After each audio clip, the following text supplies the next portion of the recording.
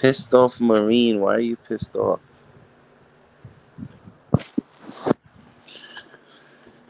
Why are you pissed off, Marine? How are you? Confused? What's up? What's up? Asada. Asada.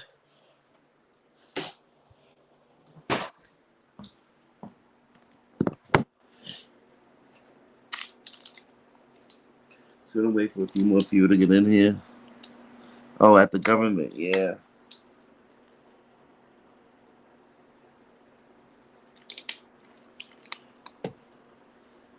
I hear you on that one.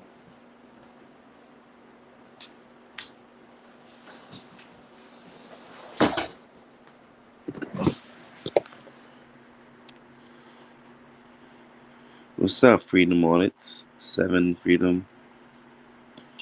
All the crimes the government commits. Yep. I feel you on that. Hey, shout outs to Connecticut. Or should I say Corrupticate? Corrupticate.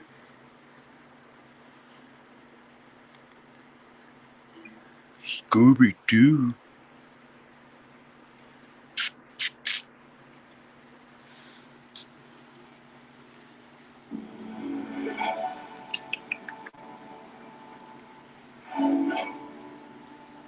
Zenai.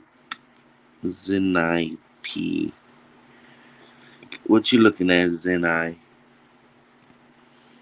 What are you looking at?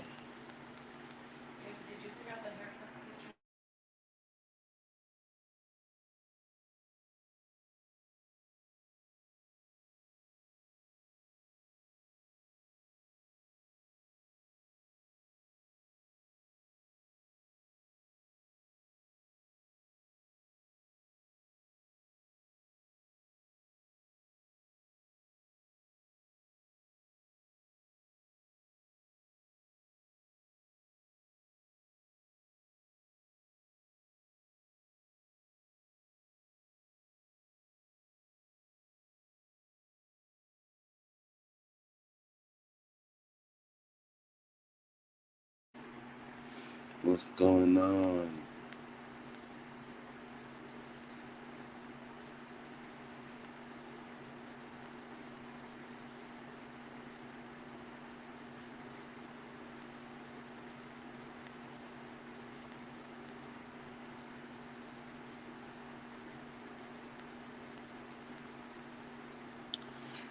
Pissed off Marine.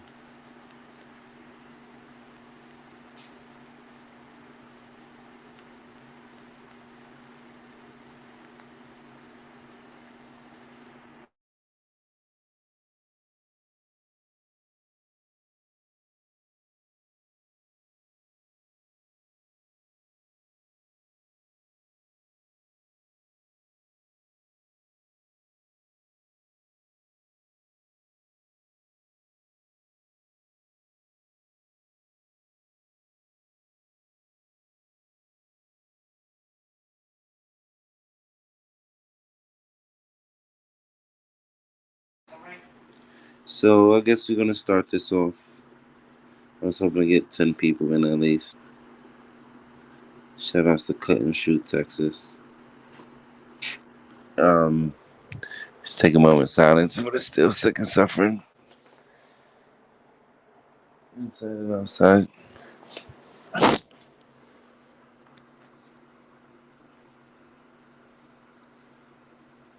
God, grant me the serenity to accept the things I cannot change, courage to change the things I can, and the wisdom to know the difference.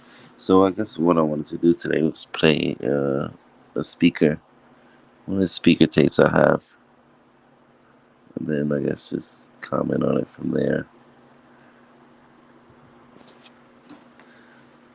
So the speaker's called Adam T. He's from California.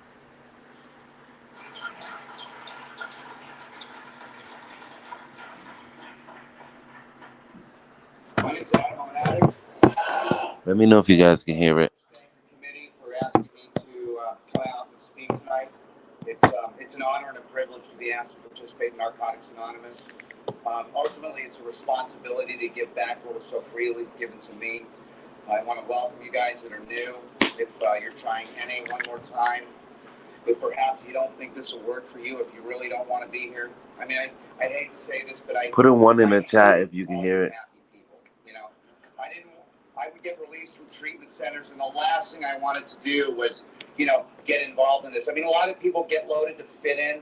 I wanted to get away from everybody, you know, and I mean, I did that walk of shame. I had so many key tags and chips. As a matter of fact, I could have played poker with them all.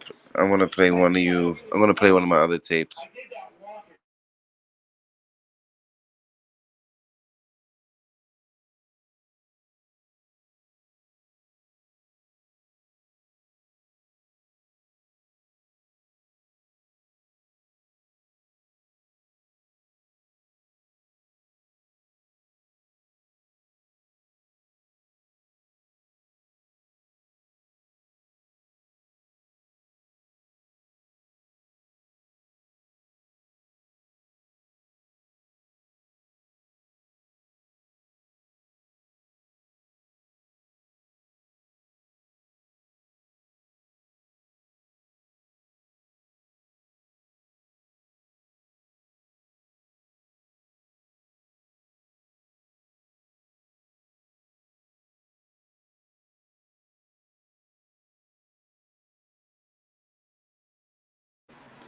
So the guy I'm bringing, the CD I'm playing his name is Scott. He's from New York.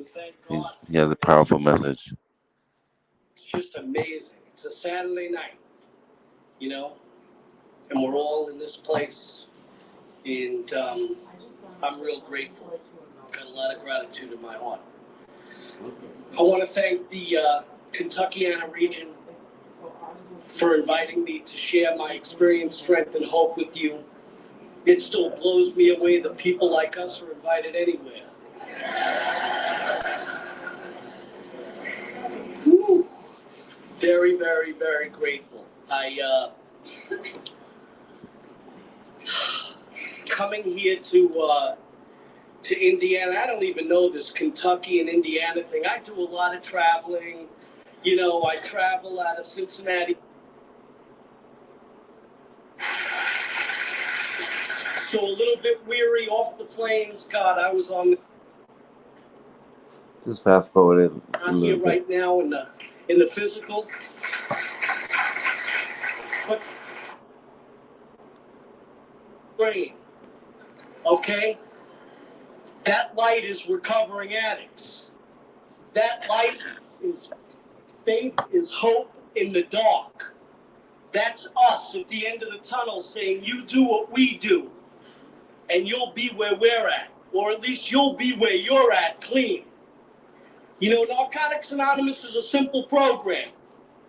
And I'm not a book thumper, but I bring it, I read it. These books are incredible. One thing that I'm going to share with you out of the chapter, We Do Recover, I think it's one of the most profound single sentences in the book. It says, we do not have to understand this program for it to work. All we have to do is follow direction. And the key to this program is simplicity. You know, I am not going to get into a war story. How I got here is not nearly as important as how I've been able to stay here a day at a time. By the grace of God and through the love of the people in Narcotics Anonymous, I've been clean for 6 days,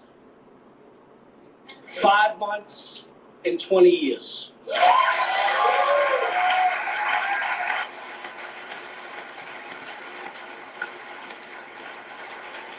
One day at a time. Sometimes one moment at a time.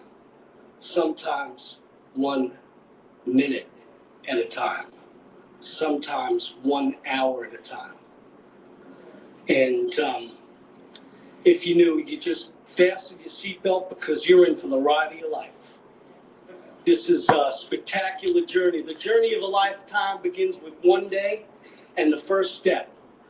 And, this was a Saturday night, and, Saturday nights into Sunday were a horror show for me. It was the same old, same old, same old, same old. And, insanity for me was not doing the same things over and over and expecting different results. Insanity for me was doing the same things over and over. I knew what I was getting into, and I was willing to pay the price. It had been like this for so long, I couldn't claim ignorance. For so long it was like that. For so long it was 3 and 4 day runs. For so long, I'd be dressing in Neiman Marcus suits, Giorgio Armani ties, Johnson and Murphy shoes, but the soles on my shoes were so thin if I would have stepped on a piece of bubble gum, I could have told you what flavor it was. When I was running hard and fast and long, and, I remember to remember where I came from.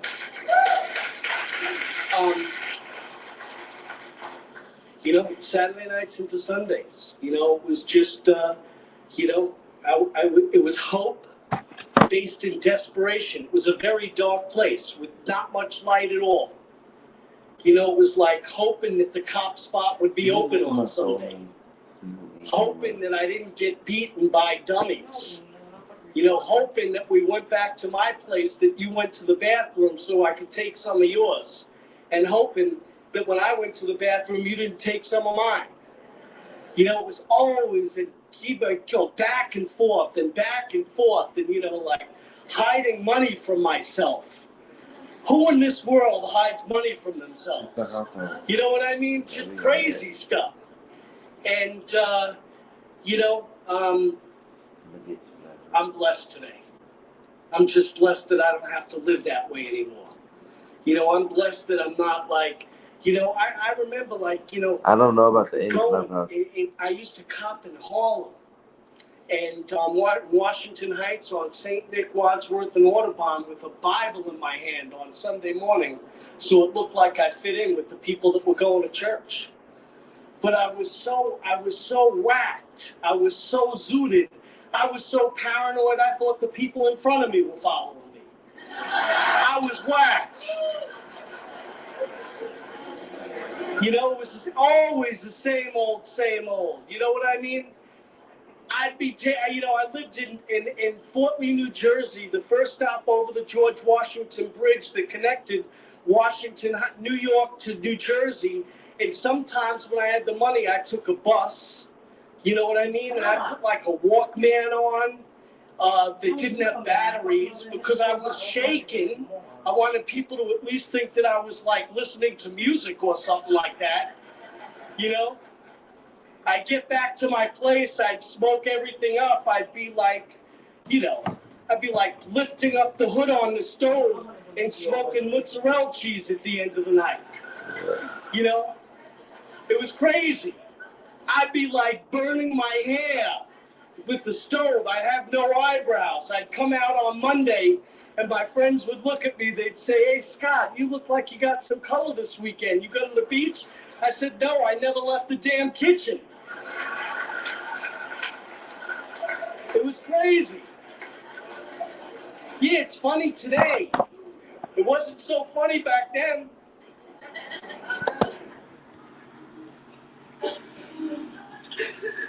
Who's in here? The last day I'm seeing only 3 viewers. And what ended up